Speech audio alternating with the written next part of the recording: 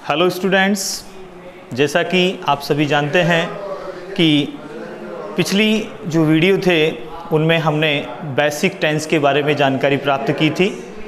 Tense के meaning, tense के type, tense के थोड़े इम्पोर्टेंट जानकारी हमने प्राप्त की थी। उसके बाद में सेकंड वीडियो में हमने प्रेजेंट इंडेफिनिट टेंस के बारे में जानकारी प्राप्त की थी और प्रेजेंट इंडेफिनिट टेंस की इम्पोर्टेंट जानकारियों के साथ हमने एग्जाम्पल्स के द्वारा इसकी प्रैक्टिस की थी। और अब हम इस क्लासेस की सीरीज़ को आगे बढ़ाते हैं और हमारे अगले वीडियो में एट प्रेजेंट हम बात करने वाले हैं टेंस के दूसरे प्रकार यानी प्रेजेंट इंडेफिनिट का सेकंड टाइप, प्रेजेंट कॉन्टिन्यूअस। जैसा कि आप देख रहे हैं कि प्रेजेंट कॉन्टिन्यूअस टेंस इसका नाम है। तो हमने बताया था कि ये जो टेंस है इसमें कार्य होगा प्रेजेंट टाइम में, लेकिन इस कार्य के अंदर निरंतरता होगी। और ऐसे में इस टेंस का जो है मीनिंग देखते हैं तो नाम है प्रेजेंट कॉन्टिन्यूअस टेंस। और टेंस का मतलब हम लेते हैं वर्ब से यानी क्रिया से। टेंस का मतलब है क्रिया से, वर्ब से और होने वाले कार्य से। तो इस टेंस के जितने भी वाक्य होंगे उनमें जो कार्य होगा वो क्रिया प्रेजेंट टाइम में होगी। पहली कंडीशन कि जो कार्य होगा वो प्रेजेंट टाइम में होगा, लेकिन जो कार्य होगा या जो कार्य हो रहा है उसमें कंटिन्यूटी होगी, अर्थात निरंतरता होगी। उस कार्य के अंदर रेगुलरिटी होगी, वो कार्य कंटिन्यू चल रहा होगा। इसलिए इस टेंस के नाम से स्पष्ट है कि जो कार्य होगा उसमें समय तो होगा प्रेजेंट, लेकिन वो कार्य कंटिन्यू जारी रहेगा। इस टेंस का ये अर्थ है। इसके बाद में अब हम स्टेप बाय स्टेप पढ़ेंगे। जैसा कि प्रेजेंट इंडेफिनिट में हमने पढ़ा था, इस टेंस का यूज़ कहाँ होता है, इस टेंस की रिकॉग्निशन क्या होती है, इसकी हिंदी में और इंग्लिश में पहचान क्या होती है। फिर इस टेंस की हेल्पिंग वर्ब हम जानेंगे। हेल्पिंग वर्ब के बाद इसकी मेन वर्ब कौन सी होगी, और मेन वर्ब के बाद में जो सेंटेंसेस हम बनाते हैं सिंपल, नेगेटिव, इंट्रोगेटिव, फर्स्ट और सेकंड, और भी जो सेंटेंसेस बनते हैं वो हम इसमें बनाएंगे। तो सबसे पहले हम बात करते हैं इस टेंस के यूज़ की। तो पहला हमारा स्टेप, पहला जो हमारा कदम है वो होता है यूज़ ऑफ दिस टेंस, यानी प्रेजेंट कॉन्टिन्यूअस टेंस का यूज़ कहाँ हम करते हैं, किस प्रकार के वाक्यों में इसका प्रयोग करते हैं। तो यूज़ ऑफ दिस टेंस यानी जिस टेंस की बात कर रहे हैं प्रेजेंट कॉन्टिन्यूअस टेंस की, उसमें यूज़ ऑफ दिस टेंस में हम जाने तो सबसे पहली कंडीशन तो ये है वो कि इसका प्रयोग जो हम करते हैं तो इसका प्रयोग उन वाक्यों में होता है जो कार्य लगातार चलते हैं, जो कार्य लगातार जारी हैं, जो कार्य लगातार जारी हैं।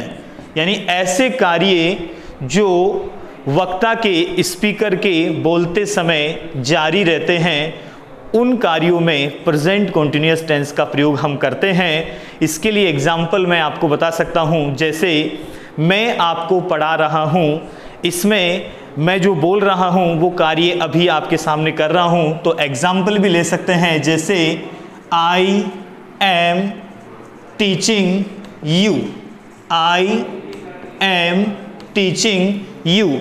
ये वाक्य अभी आपको समझ में नहीं आए कि ये कैसे बना, इसमें एम क्यों आया, इसमें वर्ब की फर्स्ट फॉर्म में आईएनजी क्यों आई, तो वो सब हम आगे जानकारी लेंगे।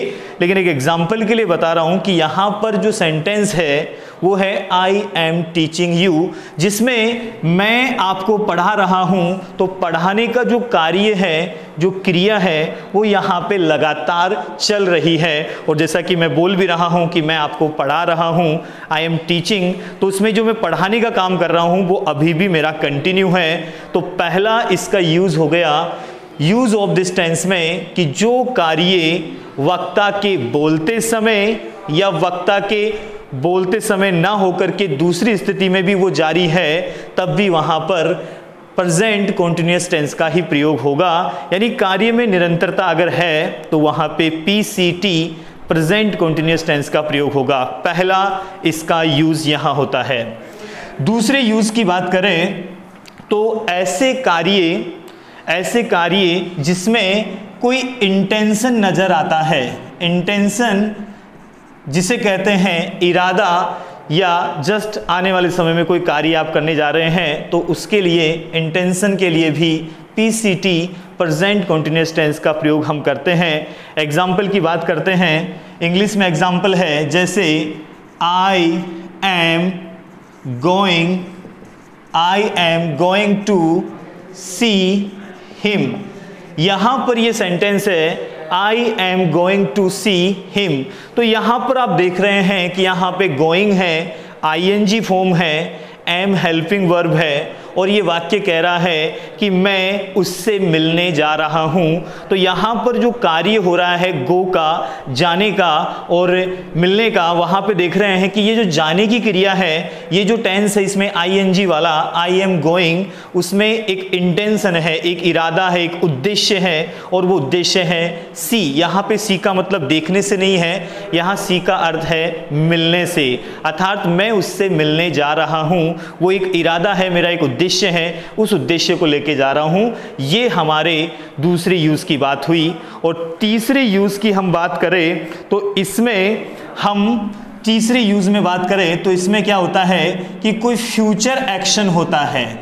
फ्यूचर एक्शन यानी इसी टेंस में, प्रेजेंट कंटिन्यूअस टेंस में आप फ्यूचर एक्शन की बात करते हैं, मतलब कोई कार्य आप भविष्य में पूर्ण करने वाले होते हैं। कोई कार्य जो आपकी क्रिया होगी वो कार्य कंटिन्यू चल रहा है, अभी भी वो निरंतर है, लेकिन भविष्य में थोड़ी देर बाद में, कुछ दिनों बाद में वो कार्य समाप्त हो जाएगा और फ्यूचर में वो कार्य समाप्ति की ओर होगा। तो वह सेंटेंस भी प्रेजेंट कंटिन्यूअस टेंस में बनता है। जैसे यहाँ पर एक एग्जाम्पल है कि आई एम, या ये कह सकते हैं he is going to America, he is going to America tomorrow.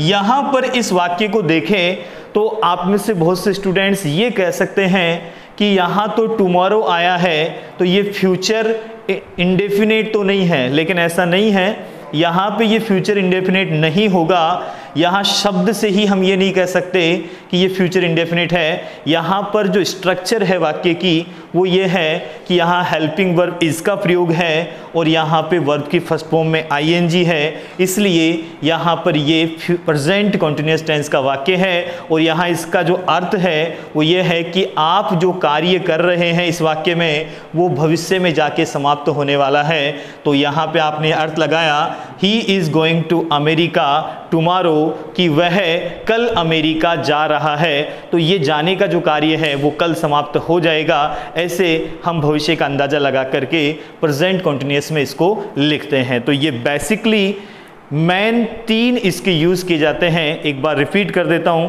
पहला, जब किसी कार्य में निरंतरता होती है तो उस वाक्य को प्रेजेंट कंटिन्यूअस वाक्य में बनाते हैं, प्रेजेंट कंटिन्यूअस टेंस में बनाते हैं। दूसरा है, जब आप किसी वाक्य में अपना इंटेंशन, अपना उद्देश्य बताते हैं तो वहाँ भी प्रेजेंट कंटिन्यूअस टेंस काम में आता है। और तीसरा है फ्यूचर एक्शन, कोई कार्य आपका भविष्य में समाप्त होने जा रहा है उसके लिए भी इसका हम प्रयोग करते हैं। इस प्रकार से ये 3 इसके मेजर यूज़ किए जाते हैं। अब चलते हैं स्टेप नंबर 2। पहली step use of this tense, second step थी रिकग्निशन। और रिकग्निशन की बात करें तो चाहे वो प्रेजेंट इंडेफिनेट हो, चाहे वो प्रेजेंट परफेक्ट हो और चाहे वो प्रेजेंट कंटिन्यूअस हो, सब टेंसेस की अलग अलग रिकग्निशन होती है, अलग अलग पहचान होती है।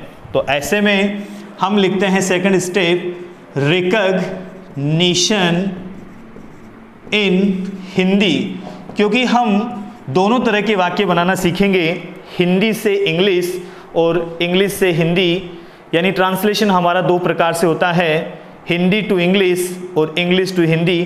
तो पहले हम हिंदी वाक्यों के पहचान सीखेंगे कि हिंदी वाक्यों में ऐसा क्या आता है जिसे देख करके हम ये बता सके, ये चेक कर सके कि ये प्रेजेंट कंटिन्यूअस का वाक्य है या नहीं। इसके लिए आपको प्रेजेंट इंडेफिनिट टेंस में बताया गया था कि इसको चेक करने के लिए हम हिंदी वाक्यों के लास्ट में, अंत में देखते हैं, और अंत में हिंदी वाक्यों में ज़्यादातर वर्ब आती है, क्रिया आती है, तो उस क्रिया को देखते हैं तो उसमें आपको कुछ शब्द देखने को मिलेंगे जो आप सामने देख रहे हैं। रहा है, पहला शब्द है रहा है, दूसरा शब्द है रही है, तीसरा शब्द है रहे हैं।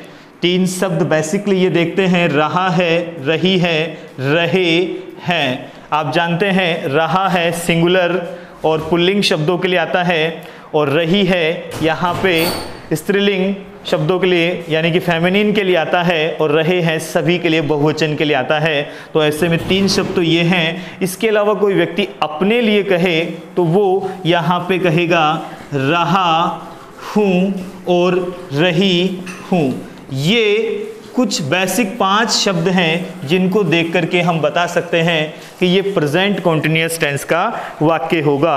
एक बार रिपीट कर देता हूँ कि हिंदी वाक्यों के अंत में रहा है, रही है, रहे हैं, रहा हूँ, रही हूँ, ये पहचान तो आपको मिल जाती है। लेकिन कुछ वाक्य ऐसे भी हैं जिसमें आपको देख के ये पहचान करनी होगी कि इस कार्य में निरंतरता है या नहीं है। जैसे हिंदी में एक वाक्य है कि वह बैठा है, वह बैठा है। अब यहाँ पे रहा है, रही है, रहे हैं, रहा हूँ, रही है तो नहीं दिखता, लेकिन हम अंदाज़ा लगा सकते हैं कि वहाँ पे वो कार्य अभी भी कंटिन्यू चल रहा है, और कार्य में अगर निरंतरता है तो फिर वहाँ भी कंटिन्यूअस टेंस ही होगा, प्रेजेंट कंटिन्यूअस टेंस होगा।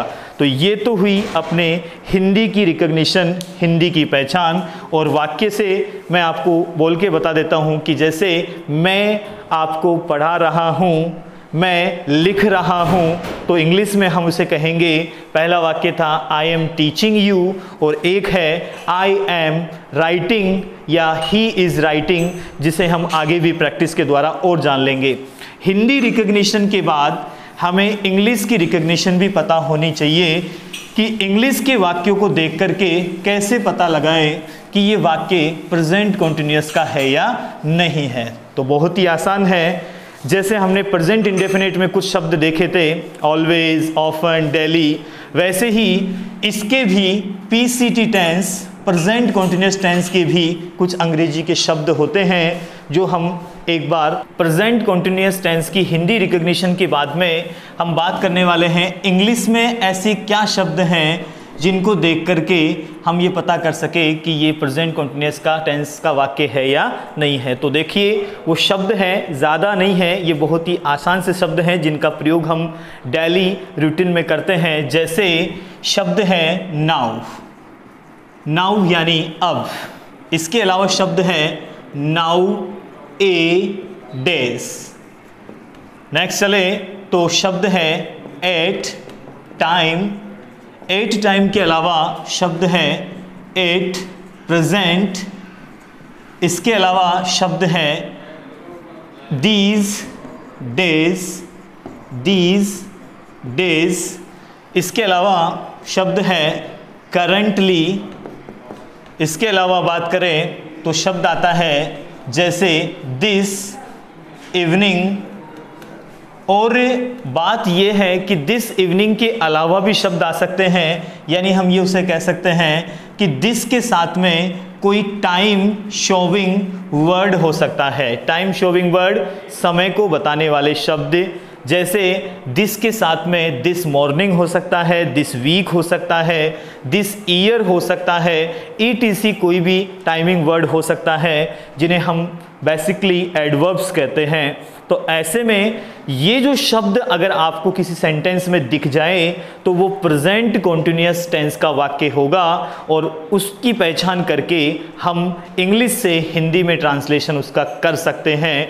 और हिंदी की पहचान हमने जानकारी में पहले ले ली है, उसकी भी हम ट्रांसलेशन कर सकते हैं। तो अब हम तीसरी स्टेप पे पहुंचते हैं, और तीसरी स्टेप है हमारी helping verb of this tense, यानी प्रेजेंट इंडेफिनिट टेंस की जैसे हेल्पिंग वर्ब हमने जान ली थी डू या डज, तो प्रेजेंट कॉन्टिन्यूअस की भी हेल्पिंग वर्ब होती है और वो हेल्पिंग वर्ब है इज, एम और आर। इसकी 3 हेल्पिंग वर्ब होती है इज, एम, आर।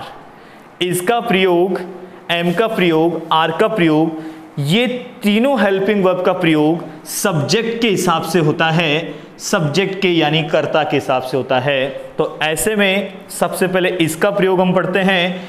इसका प्रयोग ही, शी, इट, वह सिंगुलर सब्जेक्ट के साथ किया जाता है। Singular subject. अब सिंगुलर सब्जेक्ट का मतलब आपको बताया था कि जो सब्जेक्ट एक वचन सिंगुलर संख्या के रूप में हो उसे हम कहते हैं, जैसे राहुल, स्टूडेंट, टीचर, ये सब एक वचन है, इसलिए हम इसे सिंगुलर सब्जेक्ट के रूप में मानते हैं। तो इसका प्रयोग हमने देखा सिंगुलर सब्जेक्ट के साथ किया जाता है। इसके बाद में हम बात करें एम का, तो एम के ज़्यादा प्रयोग नहीं है, सिर्फ एक मात्र सब्जेक्ट है आई जिसके साथ इसका प्रयोग होगा और किसी के साथ नहीं होगा। यानी ही, सी, इट और सिंगुलर सब्जेक्ट के साथ भी नहीं लगेगा, सिर्फ आई के साथ एम लगता है और एम का प्रयोग सिर्फ आई के साथ किया जाता है। इसके अलावा तीसरी हेल्पिंग वर्ब है वो है आर। तो आर का प्रयोग किया जाता है यू, वी, दे और इसके अलावा जो प्लूरल सब्जेक्ट होते हैं। अब प्लूरल सब्जेक्ट बोले तो वही है जो बहुवचन है, जैसे यहाँ पे मैंने लिखा स्टूडेंट, तो स्टूडेंट यहाँ तो सिंगुलर है, लेकिन यहाँ पे अगर मैंने स्टूडेंट में एस लगा दिया तो वो प्लूरल हो गया। तो प्लूरल होने से यहाँ पे आर का प्रयोग होगा और अगर ये सिंगुलर है तो यहाँ इसका प्रयोग होगा और एम का प्रयोग का कोई चांस ही नहीं है, क्योंकि आई के साथ ही एम आता है।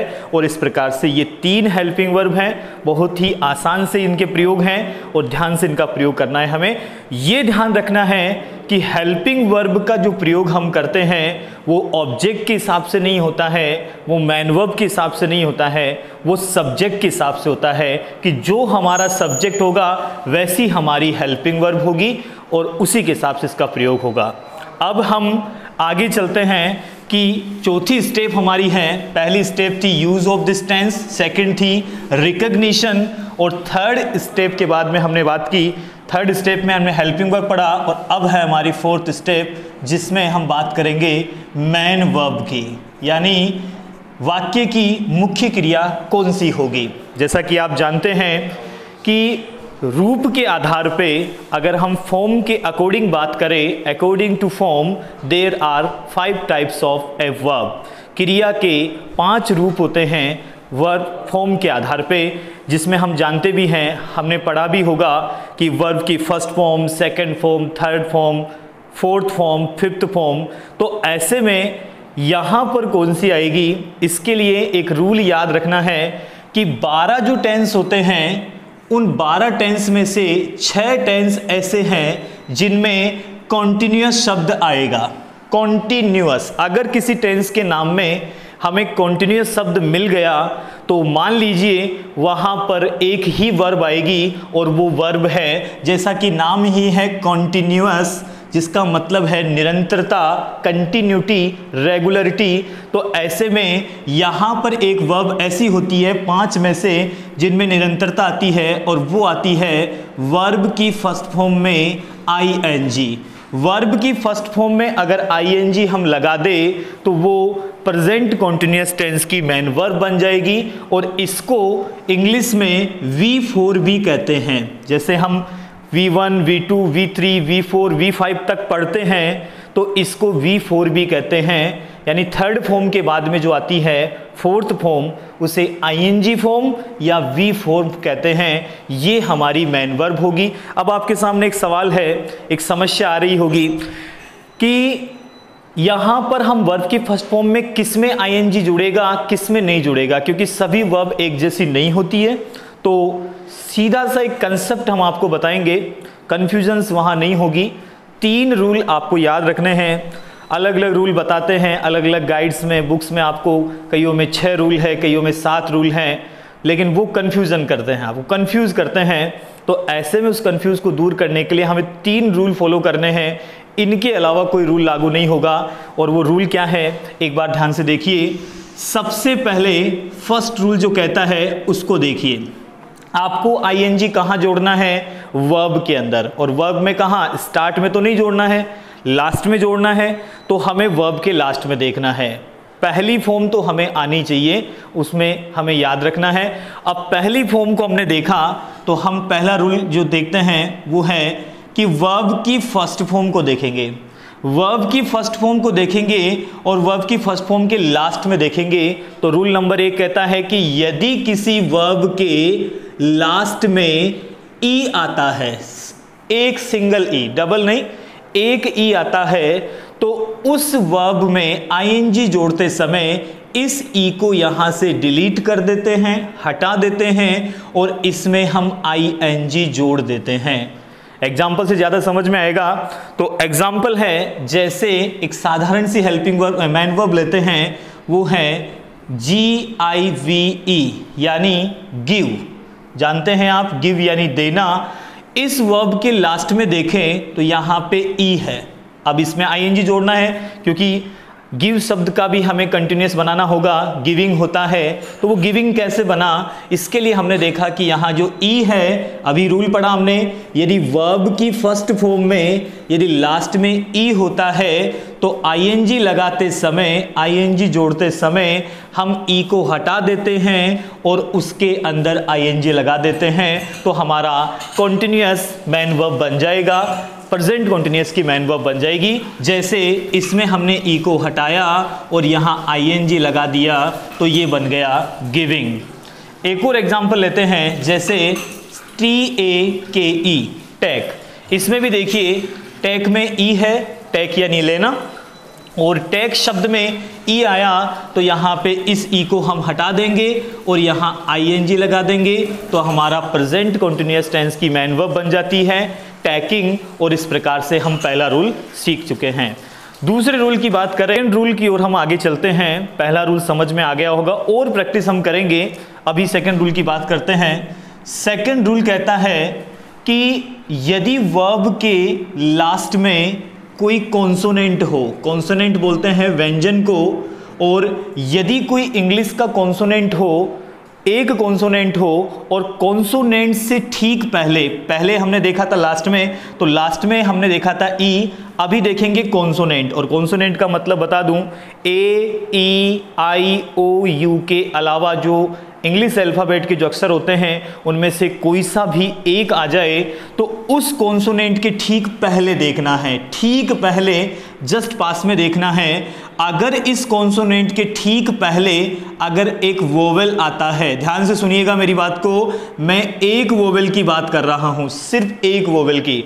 अगर एक वोवेल आता है, लास्ट में कॉन्सोनेंट हो और कॉन्सोनेंट से ठीक पहले एक वोवेल हो, तो वहां पर नियम कहता है कि इस कॉन्सोनेंट को हम डबल कर देंगे, यानी ये जो भी कॉन्सोनेंट होगा उसको 2 बार लिख देंगे और फिर इसके अंदर आईएनजी जोड़ देंगे। एक बार फिर से रिपीट कर दूं, वर्ब के लास्ट में अगर कॉन्सोनेंट हो और कॉन्सोनेंट से पहले एक वोवेल हो, सिंगल वोवेल हो, स्वर हो, तो वहां पर आईएनजी लगाते समय वोवेल देखने के बाद उस कॉन्सोनेंट को डबल कर देंगे। वोवेल को डबल नहीं करना है, कॉन्सोनेंट को डबल करना है। इसके लिए हम एग्जाम्पल देखते हैं, एक सीधा सा एग्जाम्पल है, बहुत ही ईजी है।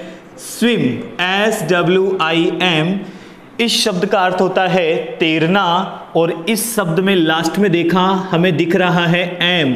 एम को इंग्लिश में कॉन्सोनेंट कहते हैं, इसे व्यंजन कहते हैं, और इसमें आईएनजी लगाते समय सेकंड रूल ये कहता है कि यहाँ जस्ट पास में देखा, पास में यहाँ पे लिखा हुआ है आई। आई को देखते ही हमने देखा कि यहाँ पे एम कॉन्सोनेंट है, आई वोवेल है, तो इसमें आईएनजी ऐसे ही नहीं लगा सकते, इस कॉन्सोनेंट को डबल करना पड़ेगा। तो यहाँ पे SWIM तो रहेगा, एम डबल हो जाएगा और फिर आईएनजी जोड़ेंगे तो ये स्विम से बन गया स्विमिंग। बहुत से बच्चे आईएनजी नहीं लगाते हैं और आईएनजी लगाते हैं तो उसमें एम को डबल नहीं करते हैं, तो वो गलत हो जाता है, इसमें ये डबल हो जाता है। एक और एग्जाम्पल ले तो जैसे शब्द है STOP, स्टॉप, ठहरना, रोकना, और यहाँ पे स्टॉप में लास्ट में P है और P से पहले हमने देखा O है। P हमारा कॉन्सोनेंट है और P से पहले O वोवेल है, तो यहाँ पे P डबल होगा और ये हो जाएगा स्टॉपिंग। इस प्रकार से ये मैन वर्ब में ING सेकेंड रूल के अनुसार हम जोड़ देंगे। तीसरे रूल की बात करें, last and final third rule है। इनके अलावा कोई रूल नहीं है जो आपको ING लगाते समय यूज करना है। लास्ट रूल कहता है कि यदि किसी वर्ब की फर्स्ट फॉर्म की बात कर रहे हैं हम, यदि वर्ब की फर्स्ट फॉर्म में अगर लास्ट में IE हो, IE बहुत ही कम शब्द हैं ऐसे वर्ब्स में जिनमें IE होता है, और उन शब्दों में अगर IE हो तो ING लगाते समय सावधानी रखनी है आपको। ING लगाते समय आपको I और E को तो यहाँ से हटा देना है। I और E हट जाएगा और I और E की जगह हमें पहले Y लगाना है। पहले हमें Y लगाना है और Y शब्द के अंदर हमें ING जोड़ करके इसको प्रेजेंट कॉन्टिन्यूअस टेंस का वाक्य यानी कि वर्ब बनानी है। तो ऐसे में एग्जाम्पल की बात करते हैं थर्ड रूल की, तो शब्द है जैसे डाई, DIE, डाई यानी मरना।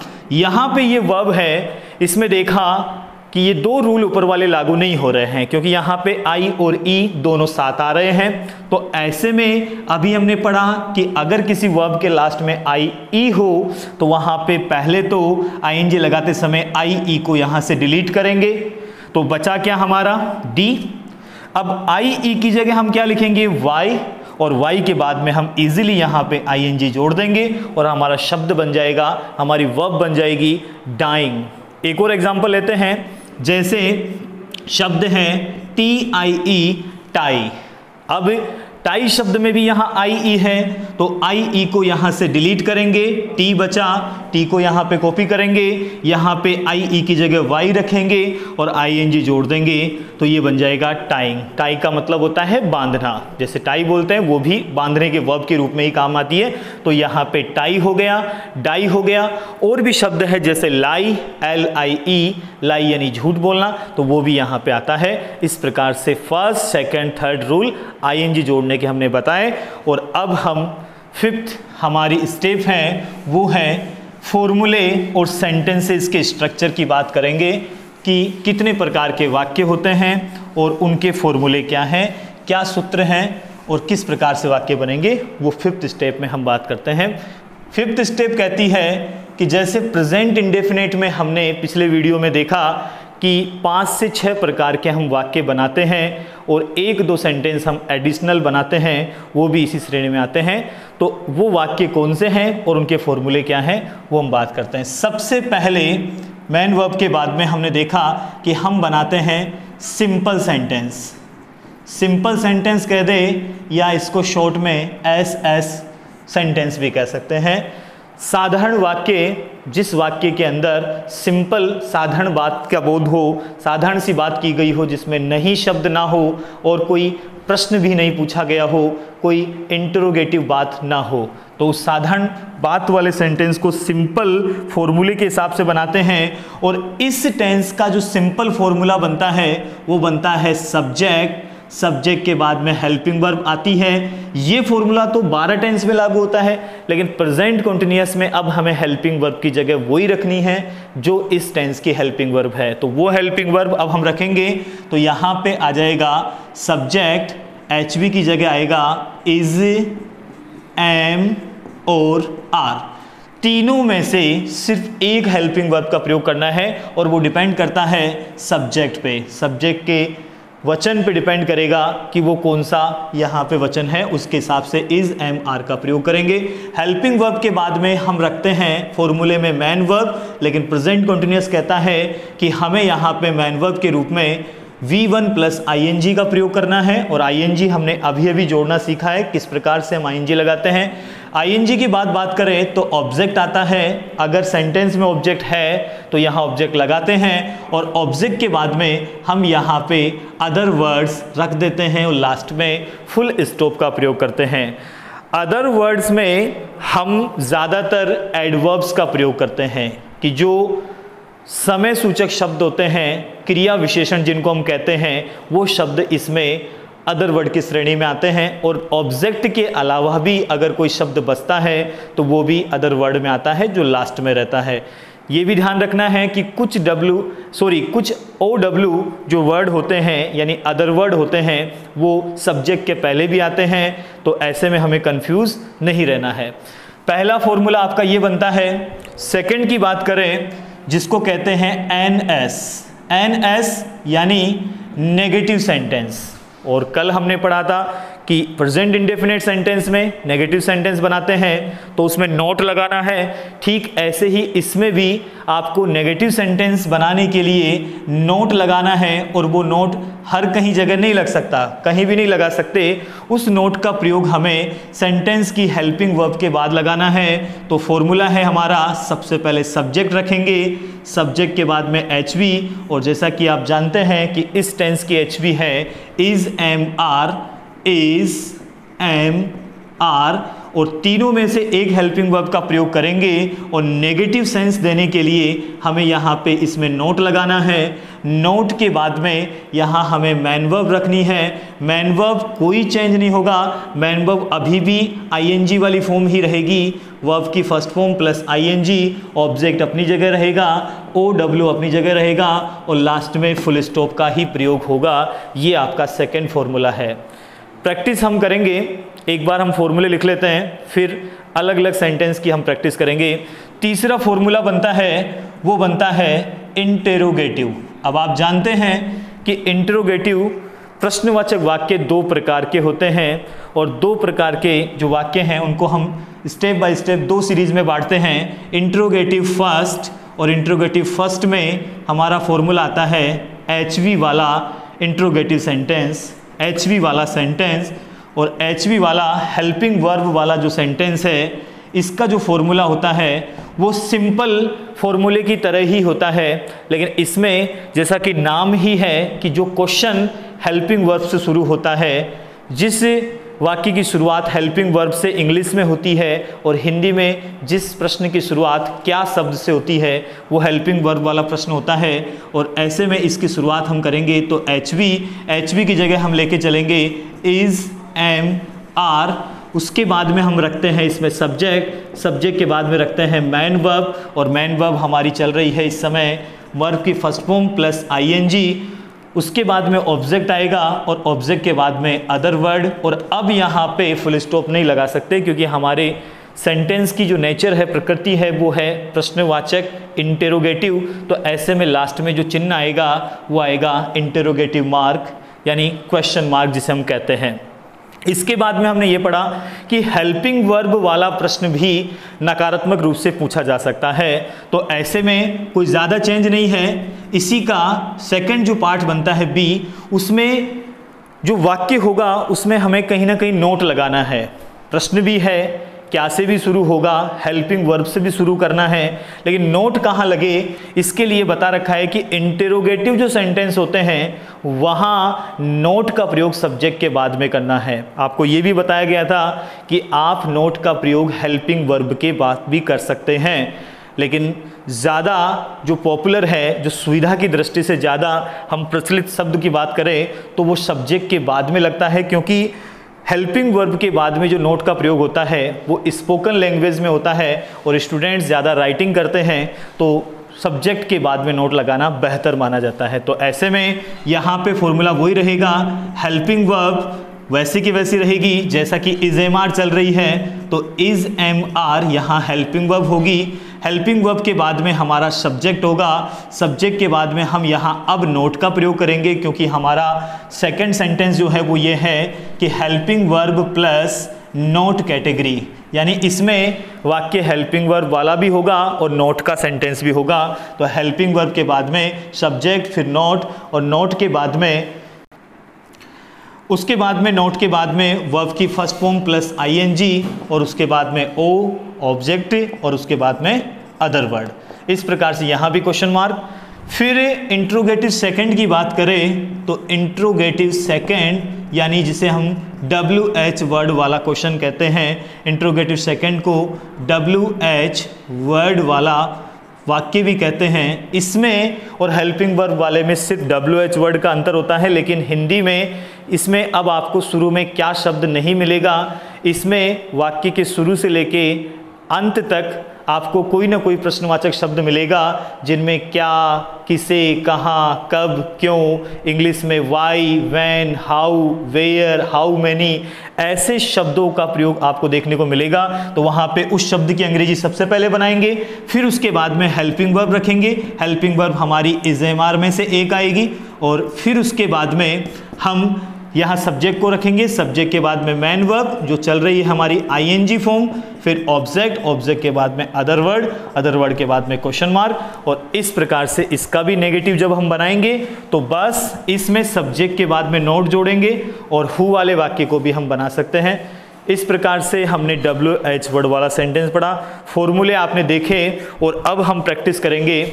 अगले वीडियो में हम सभी प्रकार के जो वाक्य हैं उनके एग्जाम्पल लेके प्रैक्टिस करेंगे। Thank you for watching.